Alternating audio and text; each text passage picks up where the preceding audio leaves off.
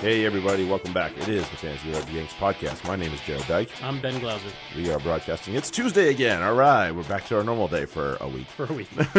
And we're still just outside Boston, Massachusetts, as always. Let's crack some beer and let's get into this thing. Oh, don't have to ask me twice. Yeah, right. You say that all the time. Have you ever had to ask me twice? That's also true, so I'll give you that.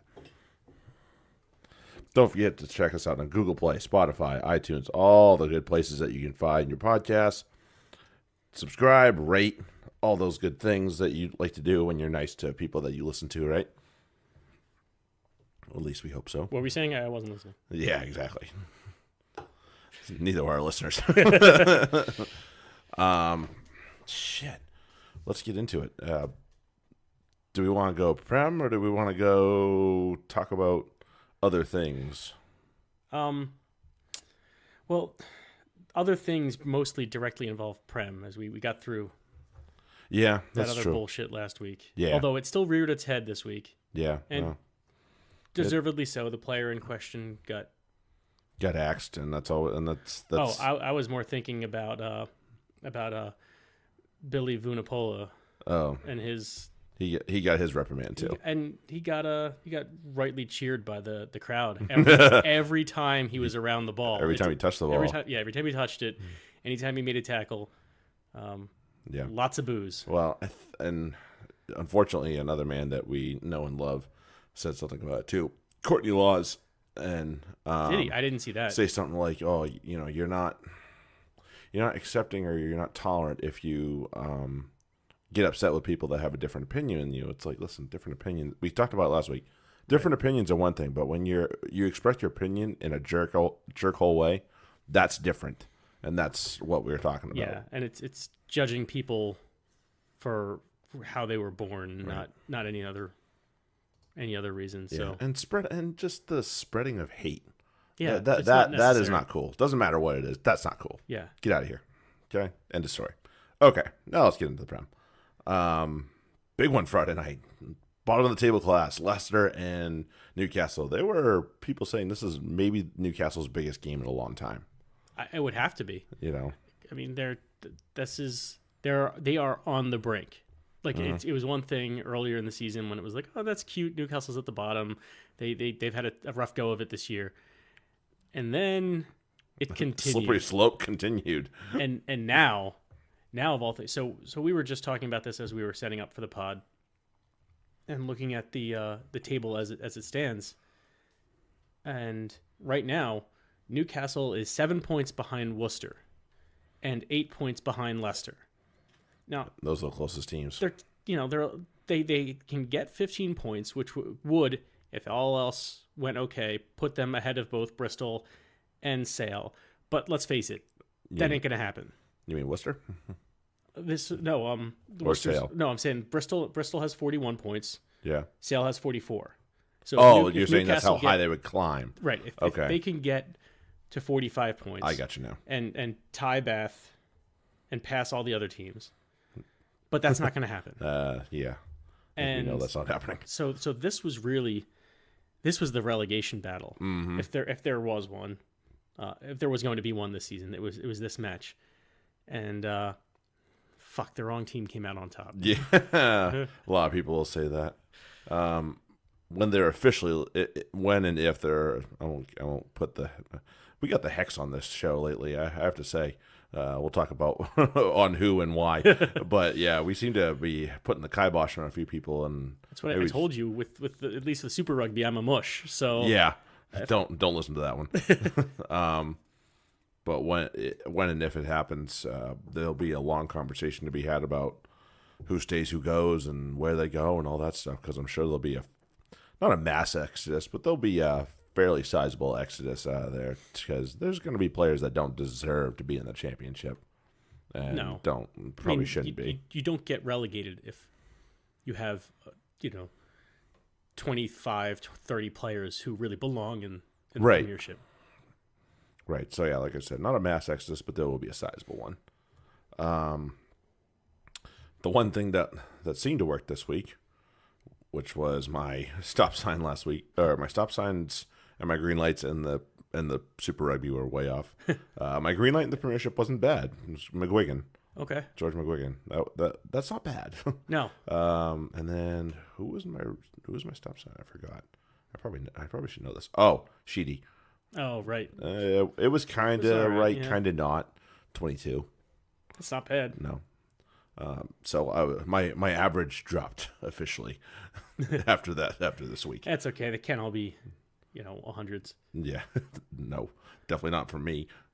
But yeah, let's talk about the match a little bit. There's one guy to talk about, Guy Thompson. Wow. If Dude you're had a match. If you're gonna lose Kalamafoni for a couple of weeks, He clearly has stepped up. a little bit, yeah, Just a tiny bit. just a little bit. Yeah, that dude. Obviously the intercept try was ill-advised. An ill-advised pass by Flood. Just kind of tossed it and said, "Here you go," and hoped that it would land in the right color hands. Right. No, very wrong. Yeah. Here we go. Don't Sorry. hurt yourself over there. Yeah, I didn't see much of this game, unfortunately. I honestly, I was coaching a game. What the hell's your excuse? So put it this way, my weekend started and it kind of went even into today. So for those who are unaware of Boston culture, this Monday Right. was Patriots Day, Yep. which is when they run the marathon. There's Early Red Sox game. Early Red Sox game earliest start time in the major leagues all year. starts at 11 a.m. So, and our rugby club usually gets tickets. Well, it always gets tickets and the Always. tailgate and all that stuff. So I was planning on having a great fucking weekend and doing that. At 2:30 while I'm at work, right as the game's kicking off, I get an email from my regulatory people saying, "This thing you're trying to do, yeah, you can't do that. You need to fill out like 3 or 4 other forms. You can't it wasn't you can't do it. You can't do it right now. You have to do like these other 3 or 4 things that require a whole lot of approvals and shit Send like me this that." on a Friday. What's wrong with Friday you? at 2:30 p.m. So I'm like, fuck Gross. it, going home. So I probably had a couple beers and was like, I don't want to fucking watch Leicester. Fuck that shit. I was Maybe in no not mood after for that one. Fair enough. So I think that's what happened. Not from your perspective, at least. it was low on my priority list, I guess, to watch the whole game. Yeah, there was some very good tries in this. Snotties was obviously a big effort. Takalua, As always, is he continues to shine for this team. Be one of the few bright lights. He's one to watch for next year. Yeah, we'll see where he goes. If he stays, if he leaves, he'll be a sought after asset. That's for sure. So Newcastle go down 22-27 to Leicester. Leicester are probably safe, assuming they don't completely screw it up in the coming weeks and Newcastle don't find some sort of form. Well, should we talk about the upcoming matches for each? Sure, let's do that. So again, let's talk about where they are. We have there's the table. Leicester with 38 points, Worcester with 37, Newcastle with 30. So realistically, I think so let's talk about Newcastle because they're the ones who are being shit on right now. How much? Oh, so wait, by fate. Run those numbers off again. Okay. Wait, lost it. Come back to it. Leicester with 38.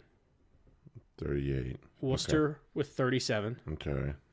Newcastle with 30. Okay. Leicester's remaining matches are home against Bristol, Okay. at Quins, and home against Bath. Okay. Now, there's a couple wins in there. There's a couple potential wins in there. Yeah. They should have at least 2 good matches where they have a chance, and it's possible they sneak up and bite the Quins on the ass, but Yeah, we'll see. probably not. Then Worcester, their remaining matches are home against Gloucester, Right. Oh yeah, they have a nasty one. away to Saints, Oh man. and then home against the Saracens. Right. Let's see what kind of match that is. Right. And then Newcastle. Home against the Saints, at Gloucester, Also not fun. and then home against the Bursts. Against Bristol. Yes. Okay. let's run through the rest of the Premiership, and we'll figure out. We'll get to Figure out this math problem. See what happens. But my calculations are that if Newcastle get extremely lucky, right, they get 11 points out of that. Okay, so that leaves maybe two wins, maybe two or three bonus points. Yeah, that's what I see as the highest potential that they have. Probably accurate. Yeah. So that means that we got to get that Leicester would have to get a win, and they're out. They're in, or they're away from relegation. And actually, same with Worcester. More or less, yeah. So Newcastle, their backs are up against the wall. Absolutely. Absolutely. Oh boy. Yeah. We'll see how, that goes. Yikes. Yeah. So Newcastle are in deep trouble, and they are going to be really hoping for some help from here out. Gloucester and Bath. This was a bit of back and forth, just a bit. Bath started hot. Freddie Burns got him going. Freddie Burns was the best player on Bath, and I mean, let's just start with this moment when he got removed for Priestland. I was like, I agree with bringing on Priestland, but I don't know if I'd take Freddie Burns off. That being the operative problem. There's a couple people that I would have taken off over him. So Burns can play fullback. Put him at fullback. Done. So I'm surprised you started with that. Although you're absolutely right. And as much as I like to say that you don't have to ask me twice about the beers, you love to talk about things that you talked about last week. And what did we talk about last week involving Freddie Burns? I don't know. Did we put the hex on him? No. He's the only player in the drop goal. That's right. I forgot about that. I forgot about that. And he did it again. Yes, he did. He hit one. So as much as we can mush on some teams and players, every so often we talk about something relevant that becomes relevant again. Right. So now, who's the only player to hit a drop goal in the Premiership? Freddie Burns. And how many does he have? He's got 2 now. Doubling his double that lead. Yeah, that a boy, Freddie. Yeah. But the Bath started obviously very hot. They hot. Kind of let Gloucester back in this at the end of that half, and that's kind of where Gloucester started to pick up their momentum a little bit. And I'm not certain that it was so much them letting Gloucester back in. Gloucester was getting opportunity after opportunity and just couldn't finish. They were doing what Worcester normally does, which is make some awesome plays. That's not a good thing to do. This is not a nice thing I'm saying. Sorry, Worcester fans. They break the line, they'd do something awesome, and then turn the ball over or do something stupid or run into touch, throw it into touch, what have you. Yep. So it was really Gloucester keeping themselves off the scoreboard through most of the match. Right. Well, and then you had Banners playing fullback, although they said that I guess Hines and Sips were kind of dropping in fullback. Yeah. 2 fullback in defense. Yeah. When they didn't have the ball, so I was like, all right, I guess that makes sense, and lets them at least survive today. Right. Well, I mean, that was impressive given that. What was it? Sharples, Thorley, and Woodward. And Marshall. And yeah. Just go through the list. Keep going. Just talk about their starting think back about three. Gloucester back. He's probably freaking injured. Let's right. put it that way, okay? So yeah, they've obviously had serious problems. 12 Trees and Atkinsons are they obviously very up. good. I mean, those guys. They said it at the outset of the match that it was Atkinson and 12 Trees that really had to carry the load. They did very well. They did very well. Their fantasy production didn't show it, but they did very well.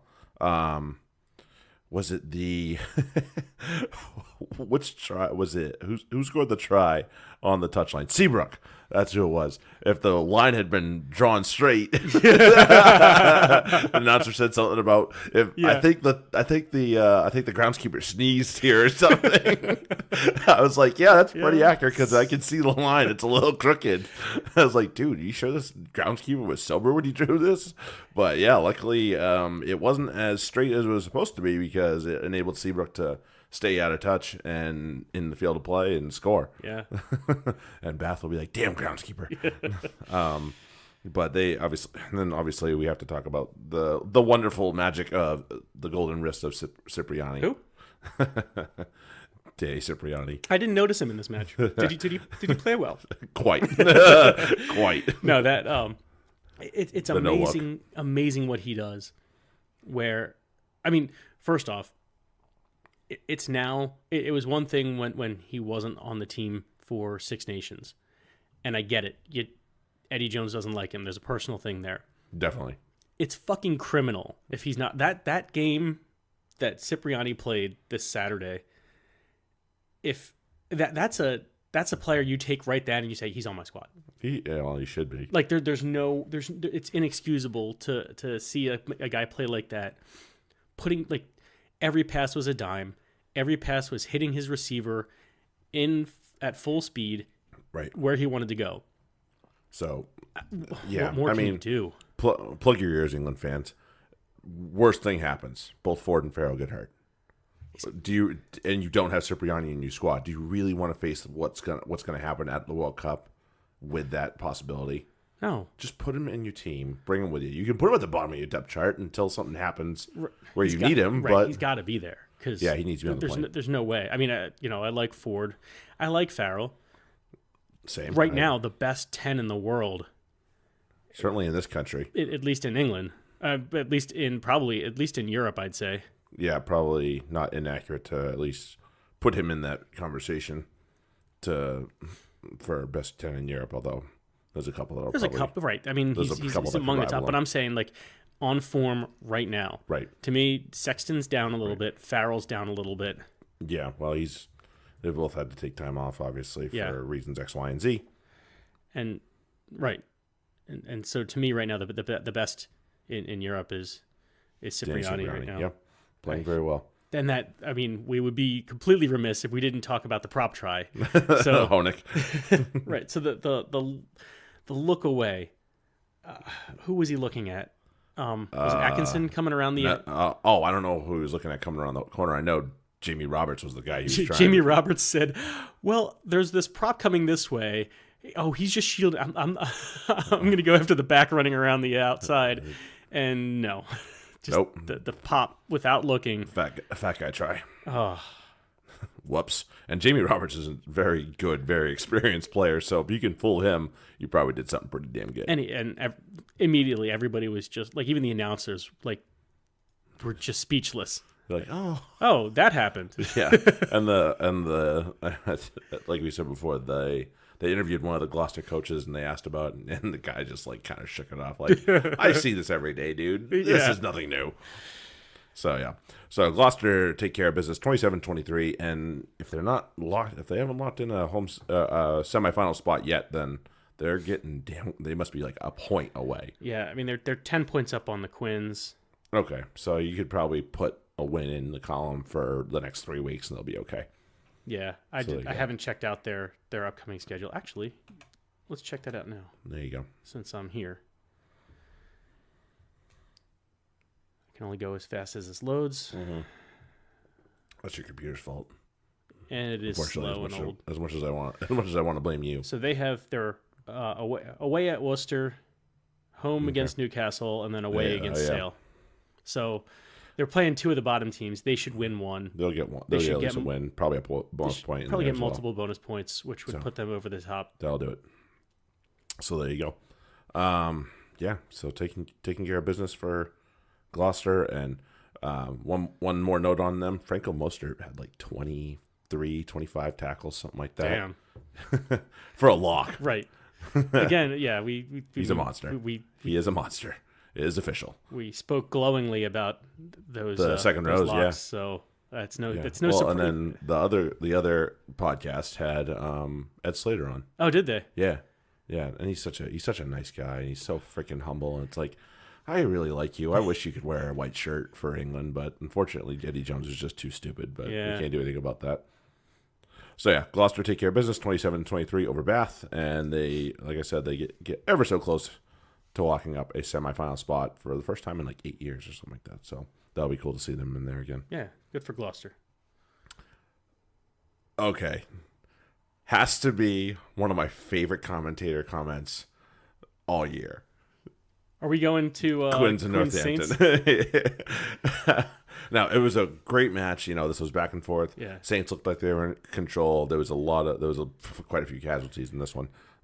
Bodies falling all over the place. So to further set this up, Jared asked me at one point this weekend, he knew I saw the first half of the match. Yeah. And so he was like, "Did you see the end?"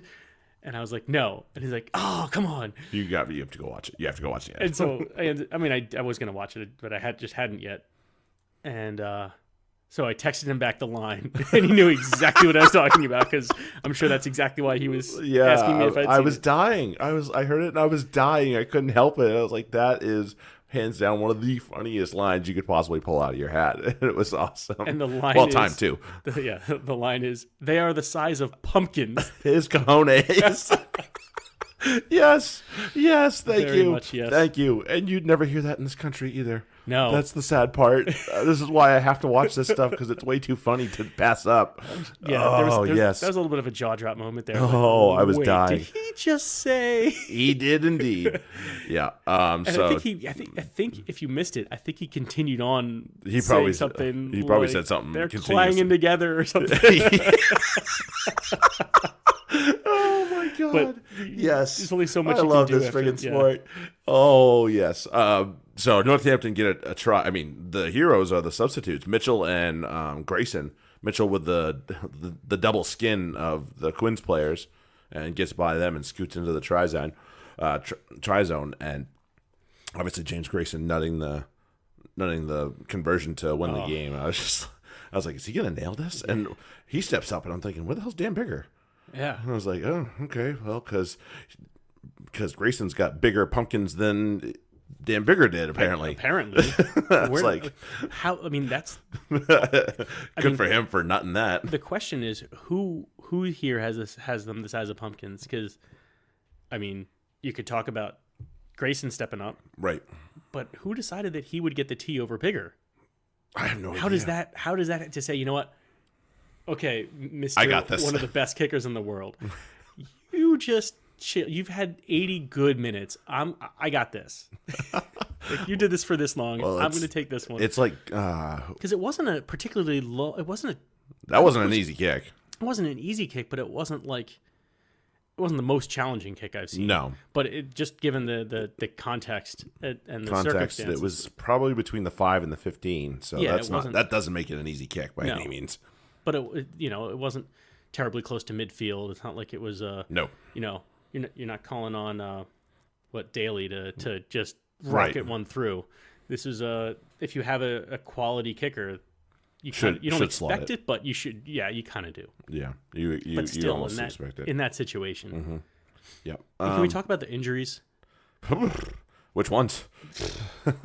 I think everybody got hurt this game. All of them. I mean, you had Furbank Carted off, yeah. Thank God. I mean, Poor guy. it was good to see him on the sideline later. So he was sitting and Still, and okay, but he was stretchered off. He wasn't just carted off. Stretchered off is always scary stuff. Yeah. It doesn't matter who it is. And then Earl go that as soon as I saw the replay of what happened with him, and it was just okay. Legs don't bend that way. Ooh, that's never don't- a good thing. And it was completely untouched. He was cutting. So so- that's an ACL probably. But I I'm couldn't not going to tell, speculate too much, well, but I couldn't tell if it was a knee or if he broke a bone in his leg. ooh, that would be even worse. That'd Right. be like a stress fracture almost. So- That sucks. Right. I haven't seen any update on his situation, Yeah. but Or an Achilles, also a possibility. it could be. But his leg, the bow in his leg didn't look good, and I couldn't tell where exactly it was. Yeah, And I haven't seen an update on him. I was on my way out of the room when it happened, and I saw it, and I'm like, yeah, I don't need to see any more replays of that. Next, I'm like, keep it moving. I'm gonna go get my beer and come back. No, and they're not watch actually that. really good about it. If they feel like there's a really nasty graphic injury, there was somebody that had an arm this Murley. weekend too. Yeah, It was same and match. and they were just like, we're not gonna show this because it was pretty bad. Well, the if you on the broadcast they showed Clifford as he came out, talking to somebody on the bench, and they're talking about what just happened, and you can see the other player gesture at his elbow and make a motion with his hand like the elbow popped out. Oh, good lord! And he's like, and the guy's saying like, oh yeah, you couldn't really read with lips, but he's like, oh yeah, you could see it just went like this, and Clifford's like, he's like, I'm like, wow, Make a rugby okay, player gag. You're probably yeah, doing something pretty bad. right? Woof. Like, Woof. oh, that's what happened. Yeah, okay. Yeah, Clifford had one of the better matches for Quinn's too. You know, there were some very good performances for Quinn's. Too bad they didn't get the right result. But obviously, your best friend had a pretty darn good match to redeem himself after a pretty piss poor showing last week. He did, and he had an excellent. He did the things that he is very good at, which is in the loose and good hands. He earned a couple scrum penalties too. I couldn't believe it. I was just like, "Who the hell's going?" It had to be Ben Franks. That's all I know. It may have been. Oh God. But but yeah, he has hit the Sinclair, opening up the second half, gets the line break, hits the offload, plays 9 on at the breakdown. Yeah, because he was falling in. Yeah, right. And then later distributes for the try assist. I can't remember who he put through. Either Clifford or Marcus Smith. It was Clifford. Yeah, he puts Clifford through for the try. Just like, so there he was playing back with the line break. Pretending to be a back. Well, line break and offload. Then he plays the 9, often. And then he plays the 10 to put his 4-player through. Yeah, he tried to play back when he was younger, and the coach looked and said, no. I'm wondering if Cipriani's pass to Honek was because he saw sync to it. I don't know. I'm not sure they get live feeds like that over there. I know. I have to say this shit to Jared just because when Sinclair's on his game, I have to kind of rub it in a little bit. Yeah, well, and when he's off his game, I get to laugh with the rest of the world. So. Right, and I get to sit here with my mouth closed. You basically somehow. have to just take it. But yeah, so Saints take care of business 20-19. Aussie Tuala's try was apparently very nice as well. So, I don't recall that Saints fullback winger specifically. I don't recall that specific try. I was looking at the other. So, but that was the only try in the first half. So that's what gave the Saints the lead originally. So yeah, Saints take care of business and try and push at least towards that top 6, which for me, I'd like to see Northampton back in the Champions Cup, as I'm sure many in that region of the world would like to as well. And I agree. When they're on their game, they're awesome to watch. Lots of good talent, lots of youthful talent on this team. So I'm looking forward to seeing what they do the rest of the last few games here. Although, what's his face? Where was it? Hutchinson. Rory Hutchinson. Not a good game. No, but you know what? When he's scoring fistfuls, yeah. It's kind of hard to be mad at the guy. Well, right, but I picked him up last week. I did too. Continued production. I did too. I was a little disappointed with what the return was, but that's all right. So I made one of the changes I made. I dropped Faz this week. Right. Yeah, you told me. And I picked up Bigger. Ended up picking up Honek, Bigger, and anyone else? Vui. I picked up Vui. Chris Vui. Good pickup as well. Yeah, so I dropped Faz and somebody else, so 820. And I ended up starting Bigger, Hutchinson, and Nairavoro, and none of them really... Vui played well. Vui played well. He got me 24, and Honek got me 24. So it kind of worked out okay, but I was expecting more production out of my backs than my forwards. So considering there's 3 of them. Hooray, hooray, hooray forwards. Yeah. Hooray for the forward brethren. So here is Hutchinson's game since week 13. So week 13, he got 56. That was the big one. Mm-hmm. 36, 36, 3, 35, 43, 10. So okay, so it's he'll 2 be weeks consistent. on, 1 week off. So he'll be consistent. I'll play him the next 2 weeks, and then the last week of the season I'll sit him. Seems to be the trend or something to that degree. Saints moving on, and the Quins are still vying to get into that top 4, but it's starting to become a challenge. They're still in the top 4. But still in the top 4. They got a favor done for them this past weekend. Worcester taking care of Sale, surprisingly. That was a shocking result. I mean, obviously Worcester played out of their skin. Josh Adams, man, Worcester gonna miss him. Woo! Yeah. Guys on fire. Ethan Waller had 66 points in this game. I don't know what the hell happened there. He must have busted a run for a try or something. Big old proper running for 60 meters for a try. That'll probably do it. Something like that. But yeah, so looking at, he's here. His name's here. Duncan Weir. We had a question. Waller did not score a try. No? No. So he must have had a boatload of tackles and a boatload of meters. Yeah. That's basically all I'm coming down to on that one. Okay, well, there you go. So we actually had a question posed to us on Twitter. Oh, yeah? Oh, that's right. Yes, we did. Yeah. Well, nobody's perfect, including myself. Or me. The question was Flood or Weir, and I said Flood because the numbers said that Leicester give up a shitload of points, especially the backs, and Sale are particularly good in defense. And up till last week, Sale were second in terms of points allowed, fantasy points overall. To fly halves, they were number one. Wow. Yeah. So I was like, nope. And Leicester weren't low on that list. They were fourth. So and Weir had been, and I responded to that too, saying that Weir had been really disappointing lately. Right. So I was like, I'm sitting him because and usually if Newcastle goes, Flood goes. So that was the other thing I noted. Although Tackle Lewis started to take the kicks away from him, so that has kind of hurt him a little bit. So, gave it a shot. The numbers and the stats said otherwise, and Flood also had to leave the game for 10 minutes with an HIA. That didn't help. No, I'm not saying that's a reason, but that kind of breaks up your flow and all that stuff. So, oopsie, my bad. Sorry, so friend. if our friend that asked us a question did in fact start Flood, then our bad. Hopefully you now know that our word is not God. We'll give him a refund. Give him his money back. Yeah. Freebie. Yeah. Yeah. So Worcester take care of it. 39-17. Really sucker punch Sale, and Sale are just left to. They're lucky that Quinn's lost, because if they really want this top four, they're gonna have to really buckle down the next 3 weeks. So we'll see what comes of that. All right, let's start with this first and foremost. I am very angry with Mark McCall. Very angry with Mark McCall. And as I said to you before, you are right to be. Put out the bin juice for a lineup. Like, I listen, we love Cello Bosch. We do. We really do. He scored a try. But when you're putting Cello Bosch out there, it just tells me that you are definitely putting in the shags. And that's it. And you're just throwing this away. Tom Whiteley started the game again. Scored a try. Okay, so let's put it this way.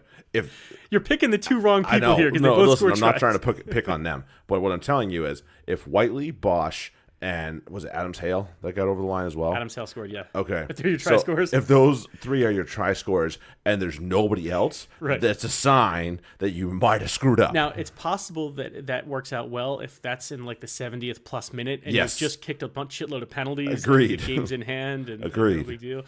But no. And I mean, Whiteley did the right thing. He followed. What's his butt? Malins. And again, I love Malins. Probably shouldn't be our 10. So that's the other thing. Well, my biggest issue with this whole thing, and it's this, and yes, I agree that McCall's pissing me off, but it's not just about who he's playing. It's about what they're doing on the field. Because the Sarries, we talked about it last week, where they barely had any fucking possession. Right. And when they did run with the ball in hand, they scored tries.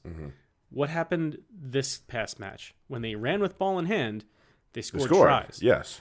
They kicked every fucking time they got the ball. It was kick tennis for half the match. It's blindly sticking to your strategy, which obviously didn't work. Right. And it's like, that's the whole point of the kicking game, is to change field position. And right from the jump, the Bears were winning that kicking battle. Yes, they were. Like the Sarries were deep in their half, and then they were camped in their own. Bears kicked out, Sarries kicked back. Bears kicked out, got further. Sarries kicked back. Bears kicked out, got further. And next thing you know, the Sarries are playing in their own 22. Yeah. So what the fuck do you think that's going to happen the rest of the game? Like, why wouldn't you say, you know what? Run with ball in hand. Run with the ball. Just run. Just play fucking rugby. Don't just kick the ball and try to play field position. Yeah. Because you can't do it for 80 minutes and win. No, and I see. And the other thing is, like, he put good subs on the bench. Obviously, some big names with the likes of Morrow and Jamie George. I honestly, if you're gonna have both guys that played hooker for this match play hooker, start the good one, get off to a good start, then you can bring in the shitbag and let him fuck things up. But hopefully, you've already got a lead by then. So, right, because Tolofua played for what, a half, or like more maybe than that, maybe a little into the second half, like 50 minutes. Yeah. So, and Jamie George obviously showed his class and did everything he could in the time he was on. It's, to me, it's a no-brainer. You either, number one, just get rid of Chris Tolofua. Just get rid of him already. You don't have to deal with him for 3 more games. He can go to France already. He can be gone to France already. Sorry, Tolofua. You're not a good hooker. Just leave and go play. Do all that. But we got to give credit to a couple of other guys. Afoa, another prop having a scamper. Yeah. Scamping props this week. Scampering props. Stampeding. There we go. That's the word. Jesus, I feel like Jim Hamilton. Yeah. Afoa. Thacker was everywhere except when he was off for 10. Yes. I mean, this is not in any way to take away from the Bears because they played a hell of a match. No, they played their balls off. Absolutely. So this is not. It's this just is two Saracens fans bitching about what about they were doing. what a bunch of idiots that our coaching staff is. And I'm kind of done with Lewington. I'm kind of He, just you know done what? with him. He didn't play that bad. He didn't play nearly to the bad level that he has before. Let's put it that way. He just didn't do it. Like he didn't do anything that I saw positive. So he's not a. He needs help to get that ball in hand. He needs somebody to help him get that go forward. He's not one that created himself. And that's not that. I'm like, well, that's not a Champions Cup type of thing. So like that doesn't fit. That's why he's in the Shags. Exactly. So there you go. So I mean, and he's young though. They still have time to develop him easily. So I'm this close to being. You know what? I mean, I'm sure in 5 years I'll be like, oh, I knew it all along. But for now, yeah. I mean, he's got the likes of Dave Strettle and Sean Maitland there to back him up. The back three actually wasn't bad. I wish we had been able to utilize them a little bit more with Good, Maitland, and Lewington. Yeah, and Goody's so. I mean, he's amazing when he gets the ball in hand and runs with it, and he barely did. Yep. So I don't know. I think their intent was wrong from the get-go. Yeah. It was almost like playing not to lose, which is always bad news against a team that likes to attack. Yeah. So Bristol take care of business, 23-21, and they get themselves away from relegation. They are probably free and clear for the foreseeable future, and they'll be playing. Right. Bristol have 41 points. I don't see any way that Newcastle catches them. Let's see there. Well, we have a couple of them on the sheet right here. Right. They have to play. They have to play Newcastle, and they have to play Leicester, and then whatever the middle match is. So they have Leicester up next, Newcastle last. I don't know what the middle match is there. Hold on, I'm getting a bunch of things open. Scores and fixtures. They have. They have Leicester, away at Leicester, home against Sale. Okay. Away at Newcastle. So they're probably pretty safe. They'll find ways to get a couple of points in there. I mean, they could potentially win all 3 matches. Yes, they could. If they play to the ability that they can, and they've shown. Yes. All right, and now I'm prepared for when we have the positive thing to talk about, which is the other end of the table, the good end of the table. Yeah. For those last 3 matches, but I'll save that for when we talk about the other. Yeah. The other guys. Almost there. The Sunday game, Exeter Wasps. Talk about another sucker punch. Woo. Who saw that coming? Because if you did, you're lying. Yeah, not me. Yeah, you're Nostradamus if you saw that coming. Holy shit. Well, we got to start again because stampeding props again. Yes. Shavanya from Lovabalavu looks like he stepped right out of the Dire Straits video for Money for Nothing. Right onto the rugby pitch. Yeah, just about. With a give and go with Lovabalavu. I can tell. I can say his name. But Cordero injured early. Yeah, not good. Again, yet another injury. And I think that changed the match. Yeah. To have Ian Whitten who's a solid player by all means, but I think he went to wing. So when you have that back 3 to start, Cordero, Devoto, and Noel, all of them can score from anywhere on the pitch. So that's something that is a threat. Obviously, Cordero gets the ball back there, and he's a threat. He's just an automatic threat. Like, you have to get him on the ground fast because otherwise he is going to dance for a while. So his injury absolutely changed this game. I mean, they scored the 2 tries early, Right. And really looked like that was That's the way it was going to be. right. Yeah. And they were the Chiefs were going into the wind to start. So I noted this down because, again, you can take that wind, and if you can get the first 20 minutes or so, if you can take a little bit of control and do something good, or even just waste time. Yeah. As both teams are getting into the match, you can really control, because then you're going you start the second half, you're going with the wind, and you can really play field position and kill the other team. Agreed. And the Chiefs did everything right, and then it didn't work out. Whoops. So it's amazing how that worked out for them. But I mean, when you give up 3 tries in the last 10 minutes of the first half, that changes things slightly. Yeah, LaRue, Daly, and then Hughes with the chip through. This thing had everything. This match had everything. I couldn't believe it. I was like, did he just do that? Is he allowed to do that? I guess so. That's what you're getting next year, Bristol. And he wasn't even the only Wasps loose forward to kick. So I think who else did? Carr? I think Carr did. Yeah. At one point. I look at him and I want to talk about him a little bit. Nizam Carr is such an underrated player for them, and he can fill every position in that back three. He came over. I think it was 2 years ago from Stormers. Finished his, maybe it was last year. Whatever it was, finished his season with the Stormers after he was done with Wasp, and he's come back and he's just been everything they could ask for and more. He's such a solid player that you have to just. I know the players love him at the club, so I love to hear.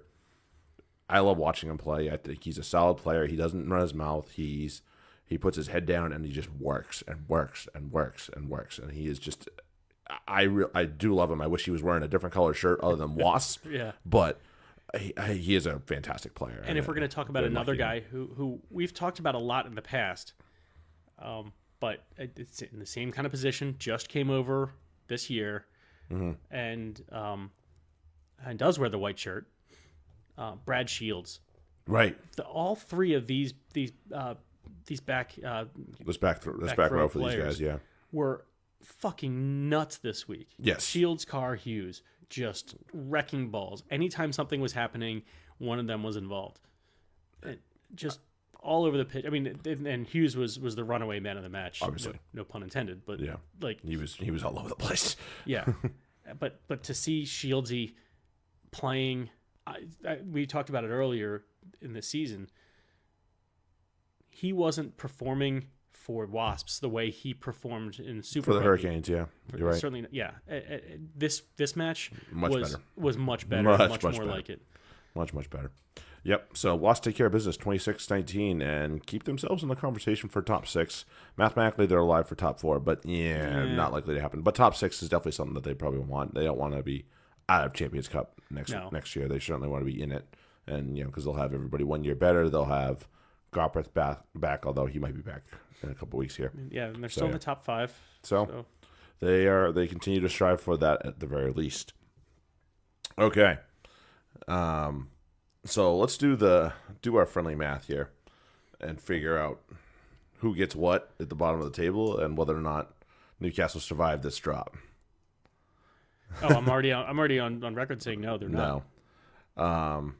I think they get maybe 5 or 6 points. Okay, which so won't even be enough to catch.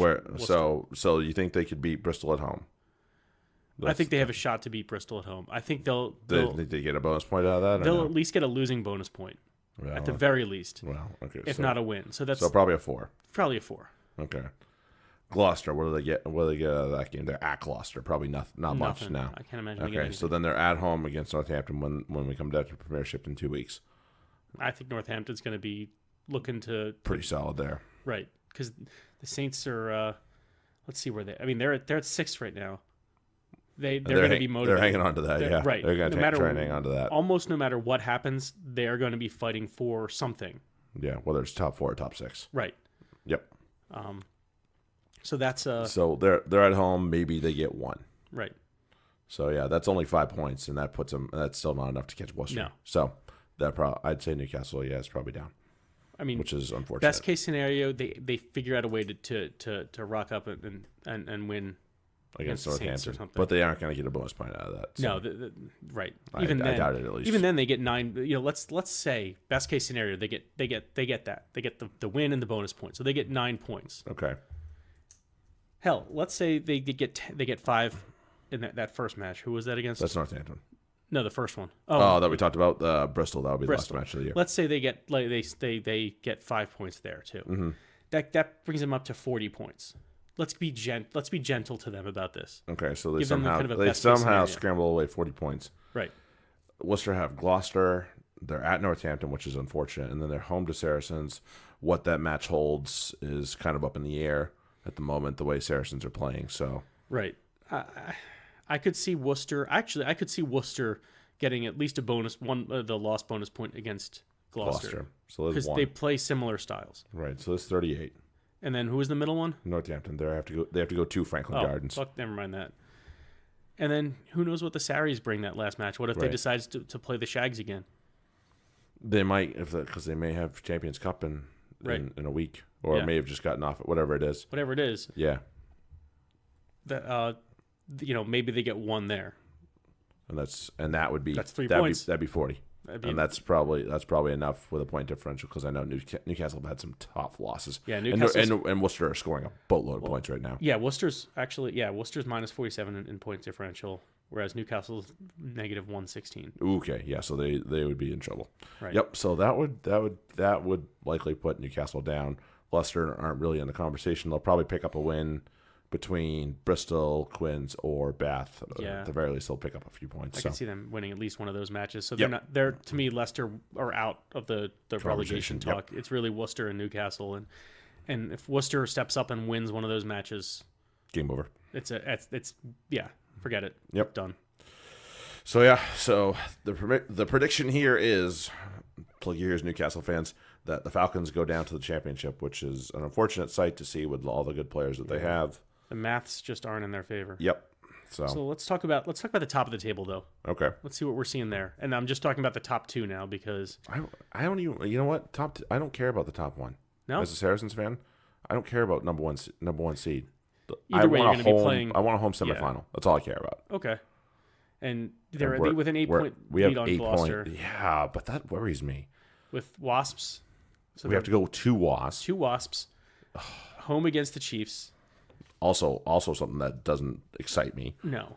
Although if we really have to find out more about Cordero's injury. What's up with that? Yeah, that's he tried to soldier on 3 weeks. I'm sorry. That's still in 3 weeks. Plus, if all goes well this weekend, they'll have another match to really look forward to after that. Well, I'm thinking more along the lines of when the Chiefs play the Quins. Yeah. That could be. Yeah. I'm still looking at the number 1 seed, but yeah, I'm not worried about it. I'm not. Yeah, I'm not. And then they're I'm not away really to seeing Worcester. a path to that because the Chiefs have a pretty. They have a light schedule. Right. Quins at home, away to Saris. Oh, jeez. And then Saints at home.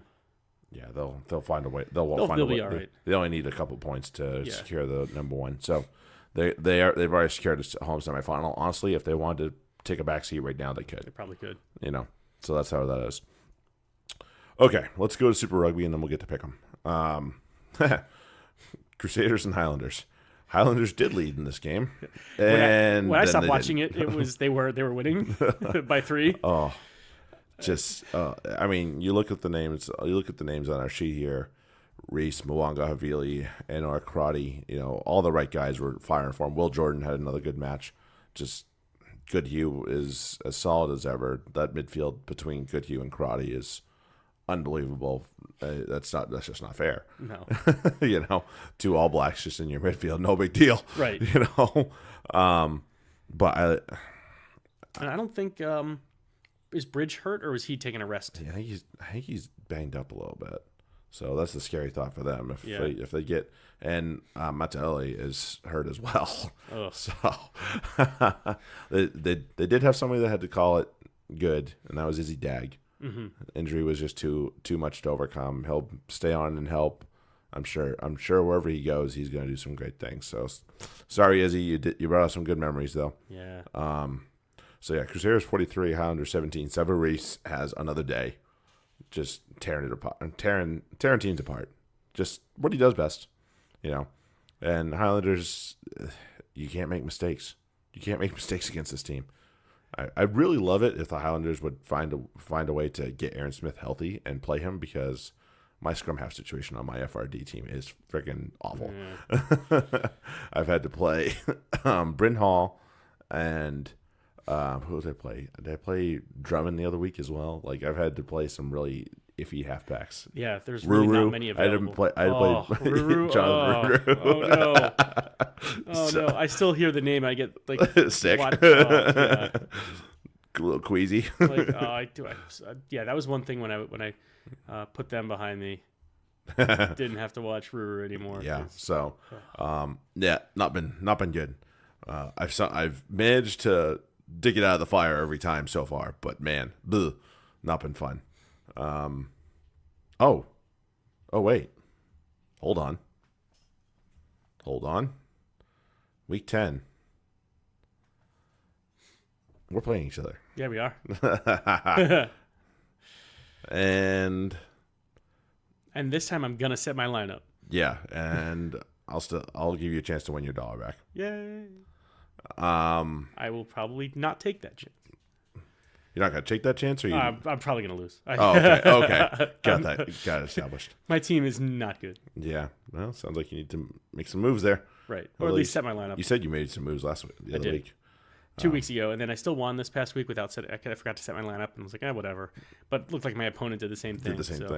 I got six on the spin at this point. I started 0 for 3, and I'm 6 on the bounce right now. There you go. Not too bad. I'm happy with myself. Let's go over to Australia. What? So can somebody tell me who played the Stormers on Friday? Because I'm not sure it was the team that I expected to watch, because that was bad. They did not play well. Rebels, what happened? Yeah. What happened? They got sucker punched. Yeah, they're kind of due for a bed shitting though. Yeah, that was a big. And it's not like the rest of their table is putting pressure on it. Reds got smoked. The Waratahs were off. The Brumbies won, but the Brumbies were. That's only their third. Away. That's only their third win of the year. Yeah. So I mean, even with that loss by the Rebels, they're still 7 points up. Right. For the Taz. Right. So it's not as though there's that much pressure on them. No, but damn. That was bad. Yeah, that was really bad. I'm trying to put a gentle spin on this somehow. They laid a real egg, especially against a team that had not played well in 3 weeks. Yeah, they really hadn't. So I mean, fourth time's the charm, I suppose. But damn, that was not a good performance by any of the Rebels. No, they didn't do themselves justice by any means. And this will go for as a question for later too. Are we overrating the difficulty in traveling? I feel like teams are starting to figure out how to combat it and overcome it a little bit. Yeah. There's still nothing you can do about jet lag. It's friggin' there. It's gonna be there. It is forever. It wins every time. I'm very familiar with jet lag. Don't get me wrong. I'm just wondering if I had to go out jet lagged, get a couple days to at least get a little bit acclimated to it, I could rock up for 3 hours and get the job done. And then crash immediately. Yeah, afterwards. crash hard, right? But it's certainly possible, and it seems like a lot more teams than I would expect anyway. Well, they were not only winning, but winning big on the road. They were talking about one of the broadcasts how many away wins there are this year, and it is a staggering amount of away wins this year. I think teams are starting to figure it out how to combat the travel, whether you travel a day earlier or something. Yeah, whatever it is, they're figuring it out because a lot of away teams are picking up victories. Yeah, so, to me, if I'm coaching one of these squads, I'm thinking you got to balance between their recovery from your previous match and the preparations for the next match, and probably trying to find that nice in between rather than traveling a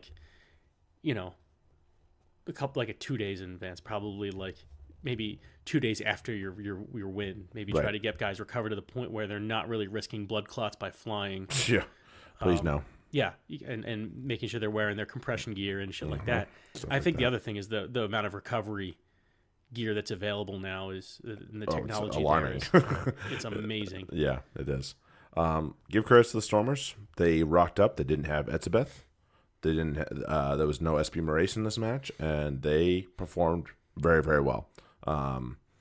Somebody, I don't remember who it was, might have been Lades, sat Quade Cooper down on a counter, and Quade didn't know what the hell to do. Goose stepped him, and off he went, skinned him right by him. I was like, ew, that's the bad part of Quade Cooper right there. That's one of the bad parts. Yeah. And he had a couple of lapses in concentration where he knocked the ball on.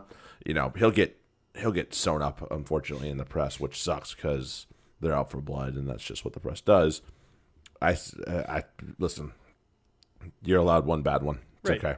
And they're still top of the table in the Australia Conference. Right. So, you know, yeah. just, So why don't you just trying to take that down a notch? yeah.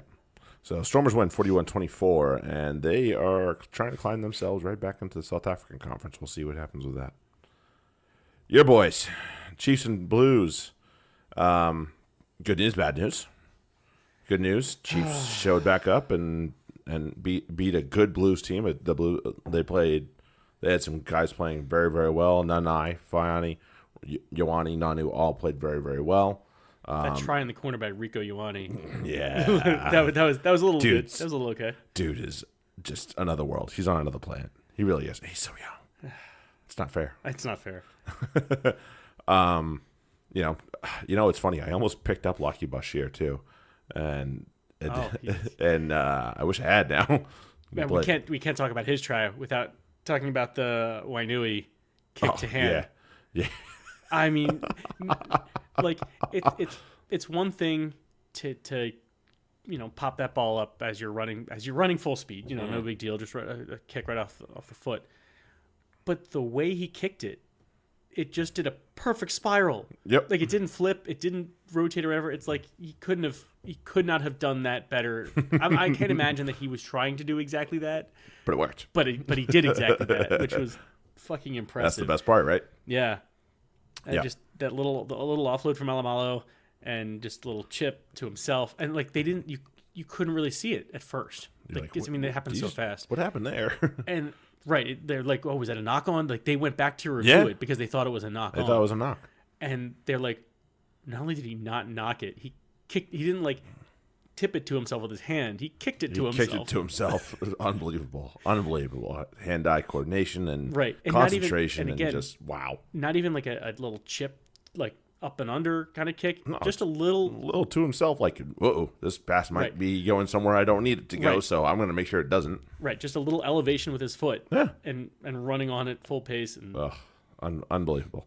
Sean Wainui is back. He's going to be an important part of this Chiefs team going forward, especially considering that they aren't going to have Damian McKenzie for the rest of the season. And unfortunately, really, really unfortunately, you feel bad for him because he's likely to miss the World Cup. Oh, he's got to. I mean, there's no 8 months minimum. That puts him on the other side of the World Cup, unfortunately. So I mean, even 6 months from now is October. Yeah, and that's the end of it, pretty much. He might be like just getting back to his feet. Yeah, he's not cutting by then. Nope. So you feel for the guy. I think his game relies on that quite a bit. A little bit. Quite a bit. So you feel for him. He's an amazing player. He's one of the best 15s in the world, hands down. And obviously the All Blacks also like to use him as their third choice 10. So let's talk about this real quick before we overwork our time here. It's a shame because New Zealand's such a small country. They're not going to have really that many options. Oh, wait. Oh, wait a minute.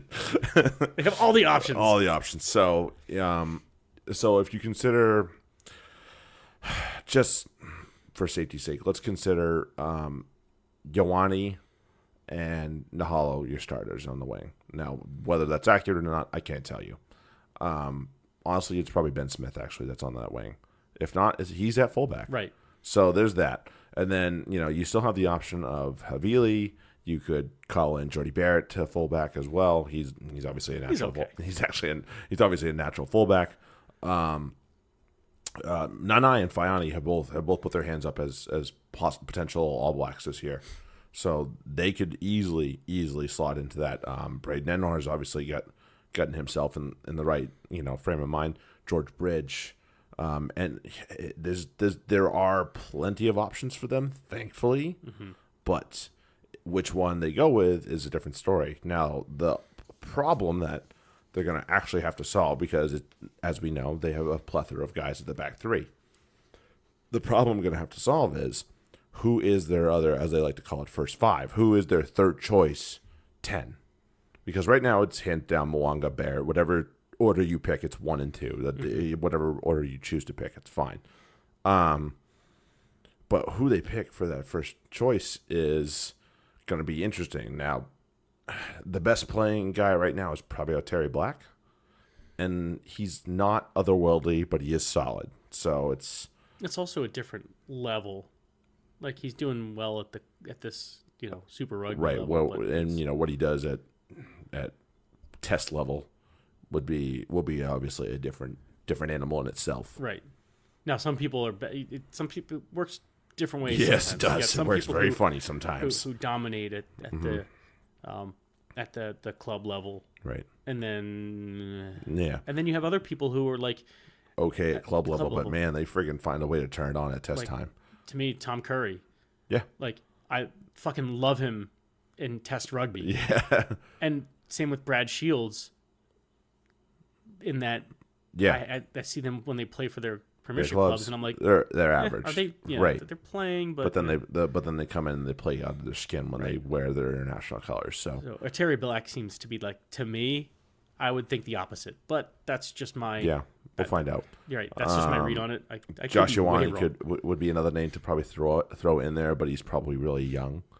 But there was an outside the box thought that I saw, and it's not. And they did it.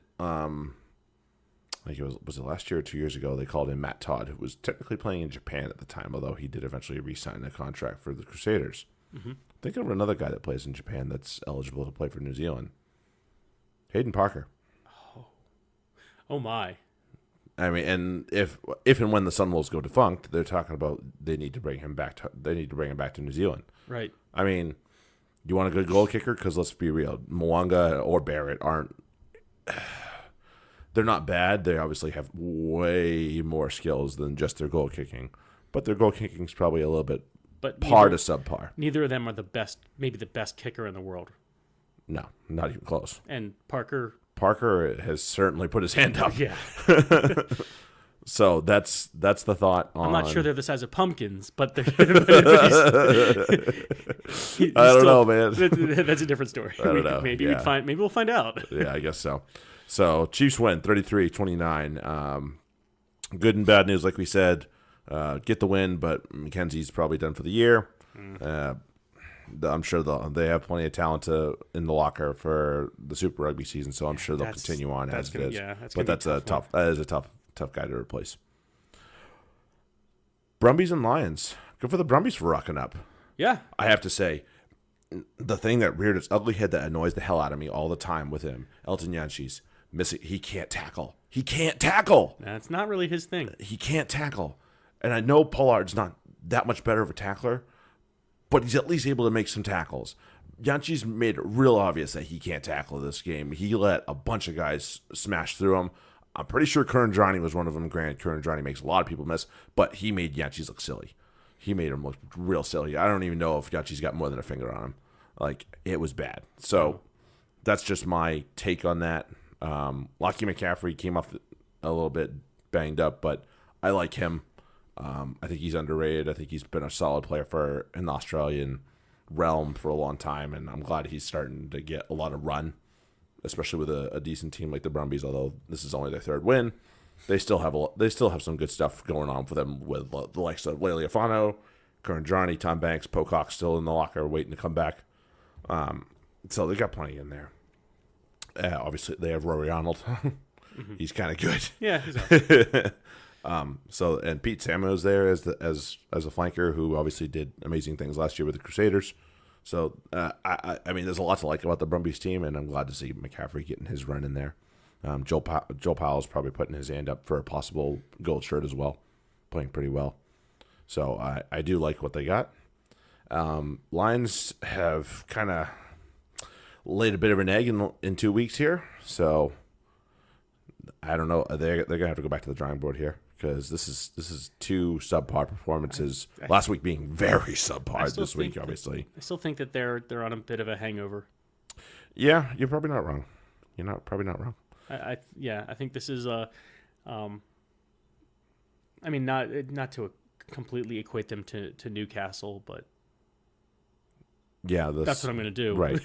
is that and although it's a little bit more because they played in 2 back-to-back, 3 back-to-back. Sorry. Yep.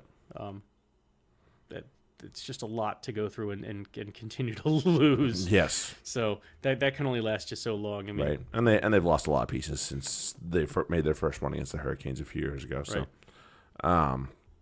So yeah, Brumbies win 31-20 and get themselves kind of going. Maybe getting themselves back in the conversation of the Australian Conference. Possibly. Ooh. So we thought this team had gotten their nip in the butt out of the way, and the other team was going to be fine, and we thought wrong. We thought very wrong. Jaguars take care of business in South Africa, 51-17, run rampant on the Sharks. So would the best team in South Africa please put their hand up now? Because I don't know which one it is. I mean, technically speaking, but maybe they just did. To be perfectly honest. Yeah, I mean, they're in the conference. Yeah. So we'll see. I mean, if they can catch fire, this is a team that is going to do some crazy good things. They're only if they 4 catch fire. points out. Okay, so they got a shot. I mean, they got 19 points. The Bulls have 23. We're at the halfway point here, so there's a good shot of this here. Yeah, it's not out of the question. Right. It's not terribly silly. They're not. Yeah, there's a lot of rugby left to be played. Oh yeah, there's tons of rugby to be played here, and tons of points available on the table. Yeah, on the table. So just a bit. We'll see what happens here. I mean, they looked very good. They were. The Sharks had some chances and just couldn't do anything with them. And Jaguars had very little chances, especially in the first half, and they did everything they could with them. They did all the things you would ask for. Pablo Matera was my stop sign, and he shoved it right back in my face. He scored 2. I think he assisted on another one.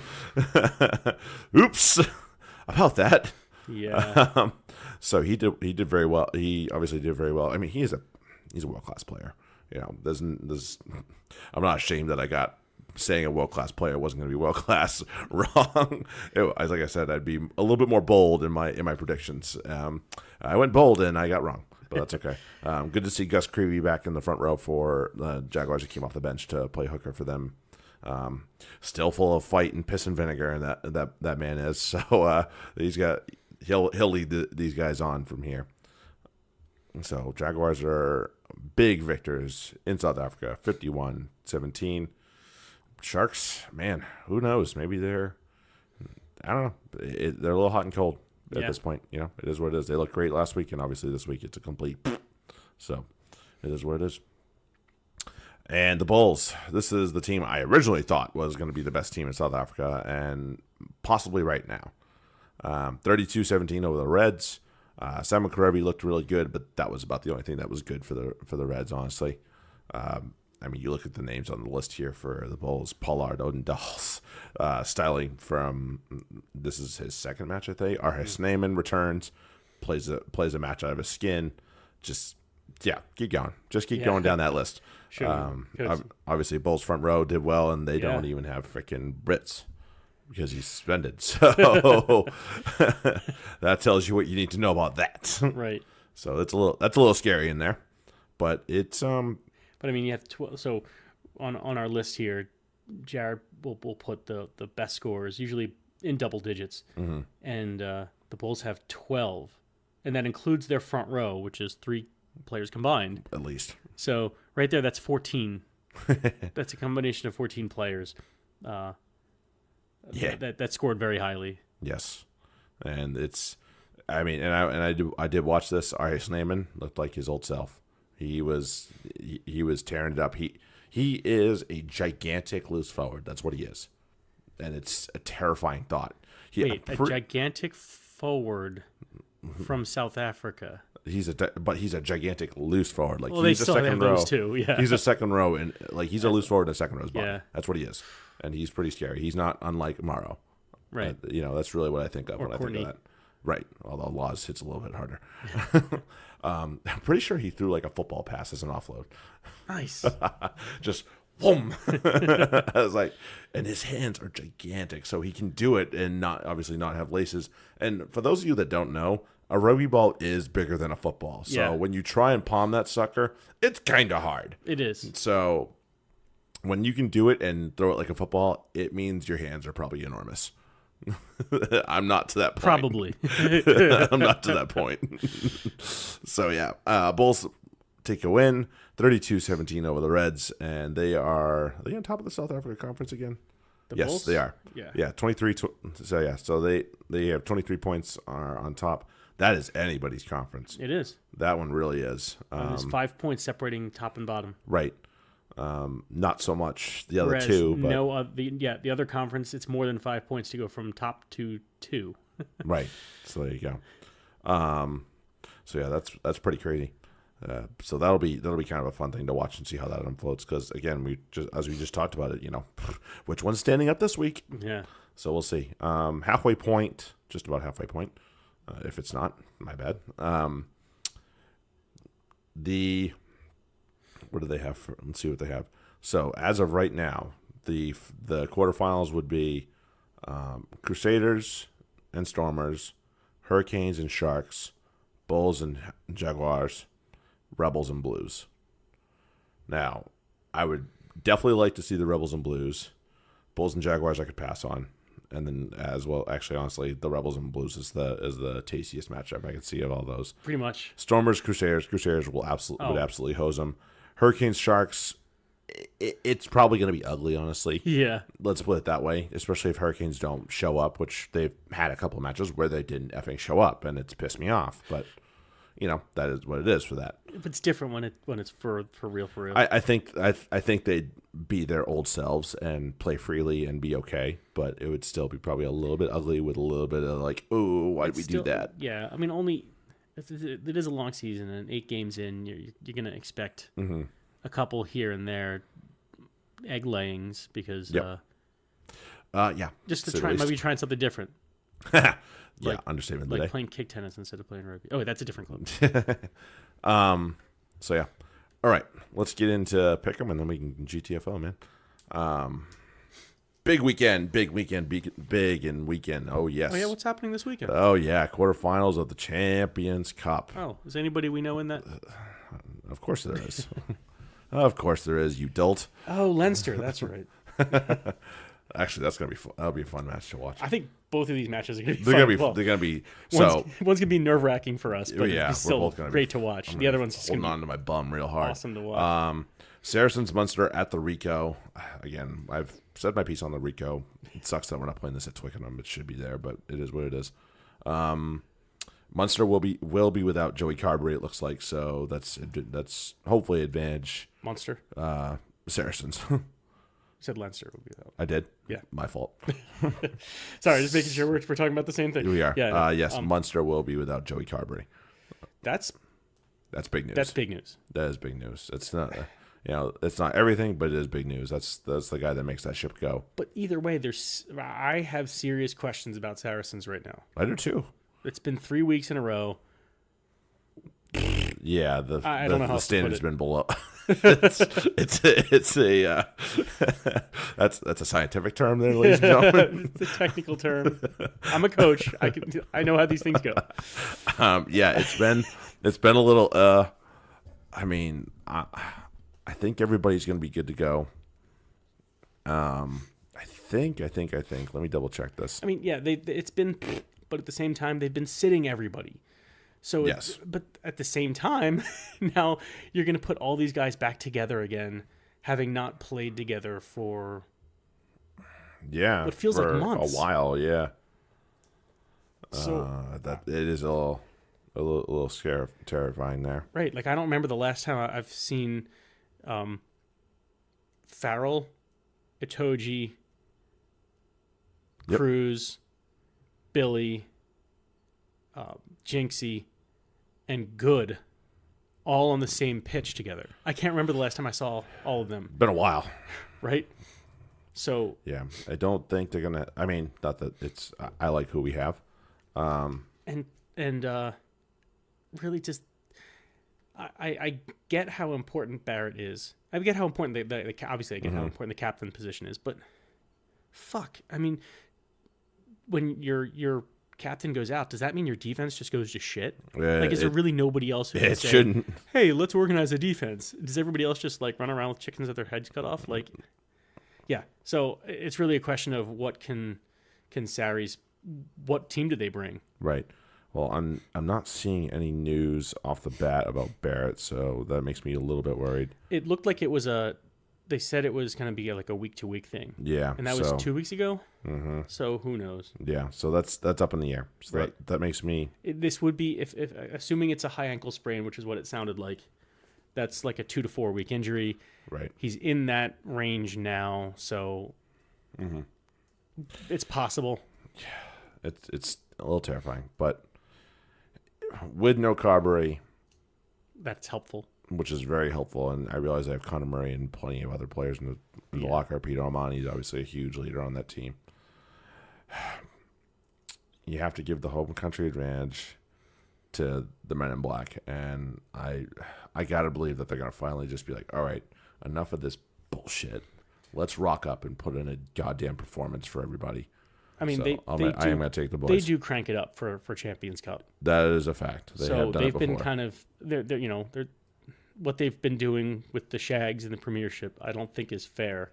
Fair representation of what they're going to bring this weekend. So I'm going to go with Sarries as well. Right. Leinster Toulouse round 3. They've already met twice in the knockout stage of this year's competition, and we're back. And I think we said something about possibly putting both these teams into the semifinal, and lo and behold, look where they are. Pretty crazy. So, yeesh. I'm going to surprise you, which automatically should tell you who I'm going to pick. Play. Play. You're taking play. I'm taking play. All right. That's interesting. I think that they can. Is Sexton healthy? You know what? I'm not sure it matters. No. I think that's a freaking bold statement. I know. I think 90% of our listeners just said, "What the fuck did that guy just say?" He is set to return. Yeah, I'm sure he's set to return. That's my cue.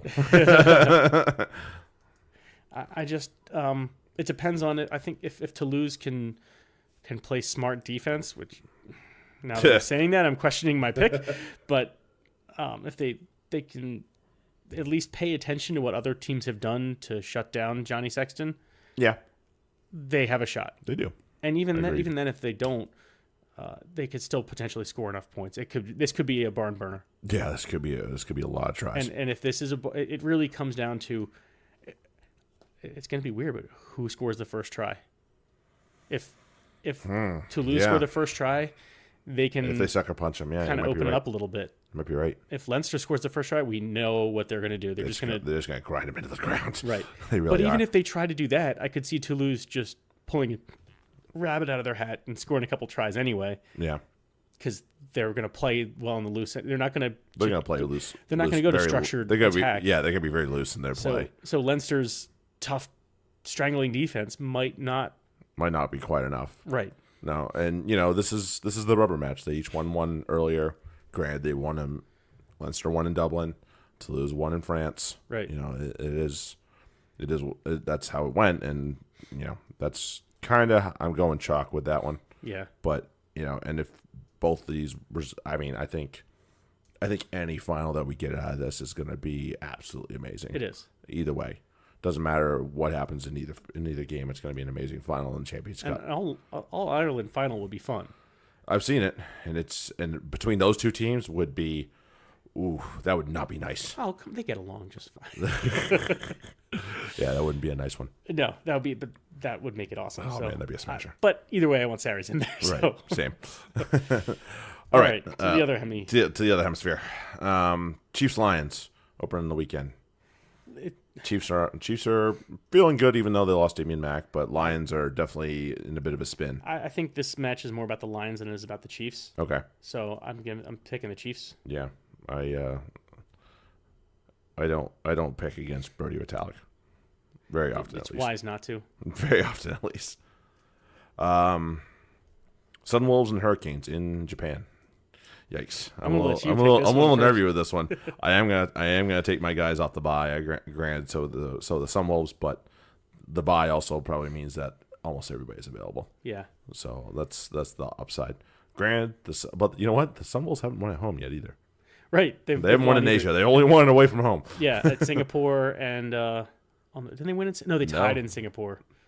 And they did they? I thought they No, their 2 wins were in Australia and in New Zealand. Didn't they? I thought they had a tie-in. They probably had a close one in New Zealand early, so decent Okay. match in Singapore, excuse me, but not at home. Yeah, I would need to see a lot more from the Sunwolves if I was going to pick them. So Right. definitely going Canes. The Sharks and the Reds. Reds in South Africa for game number 2. No one's going to win this game.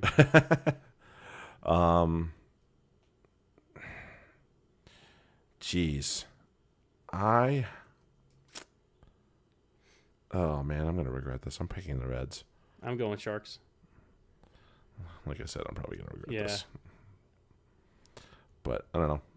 Them being in South Africa for another game might It could help. help them out. It might. So we'll And- see. Excuse you. And the Sharks are coming off getting the shit stomped out of them. Yeah, by a Jaguars team that, and granted they rested a few guys, but still they did not play well.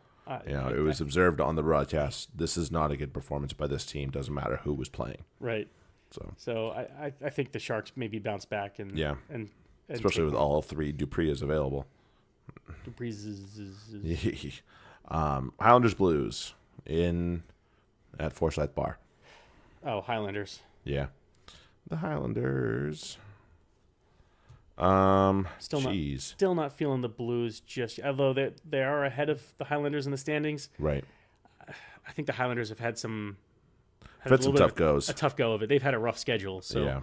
I don't think their standing at the bottom of the table is really indicative not of accurate of by who any they means. are. No, I agree. I still think the Blues are the worst team in the conference. but that's not saying much. That's not saying much. Because they're probably better than a lot of the other teams. Oh yeah, I'm just saying these 5 teams. Yeah. I think they come in number 5. Right. I'm going to go with the home team as well. Warthas and Rebels. I think this is going to be at the SCG. It's going to be a big one. That's going to be a huge one. This is going to be a fun one to watch. This one might be for the Aussie Conference. Honestly, I know it's going to put. If the Rebels win, it's going to put them right in the driver's seat. Right. They're going to be in. They will be in full control of this conference if they win. And I think they do. I agree. I'm going to back our boy Quaid, and I don't care what people say. They can get bent. I'm backing this team. So wait a minute. Did I mess this up? Yeah. No. Wow. No Jaguars again. Interesting. That's like. I thought they just had a bye too. Maybe are they traveling again? Yeah, they are. But I mean, granted, there's a load of travel for them. Right. But still. Okay. Anyway, back to it. Stormers, Brumbies. Stormers at home, off their trip, feeling pretty good. Brumbies feeling good after just tonking another South African team. Right. So we'll see. This is a tough one to call. Right. I'm going to go Brumbies. Okay. I'm not sure why. I'm not even going to bother backing that up. That's a flip a coin situation. Right, it is. And I'm going to go with the South African captain and Sia Khaleesi and the Stormers. That's not a bad option. Nope.